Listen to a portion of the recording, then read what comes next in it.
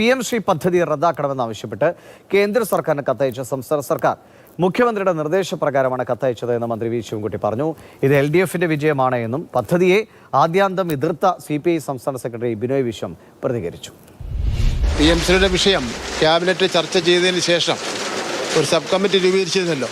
ആ കാര്യം പത്രസമ്മേളനം നടത്തി ബഹുമാനപ്പെട്ട മുഖ്യമന്ത്രി പറഞ്ഞ അവസരത്തിൽ പറഞ്ഞിരുന്നല്ലോ. ഇതിനെ സംബന്ധിച്ചിടത്തോളം തുടർ നടപടികൾ നിർത്തിവെച്ചതിന് വേണ്ടി കേന്ദ്രത്തെ രേഖാമൂലം അറിയിക്കുമെന്ന് പറഞ്ഞല്ലോ. അതിപ്പോൾ രേഖാമൂലം അറിയിച്ചിട്ടുണ്ട്. ബാക്കി കാര്യങ്ങളൊക്കെ തന്നെ ഉപസമിതി കൂടി ആലോചിക്കും. പ്രധാനപ്പെട്ട കാര്യം കത്തയച്ചു എന്ന കാര്യമാണ്.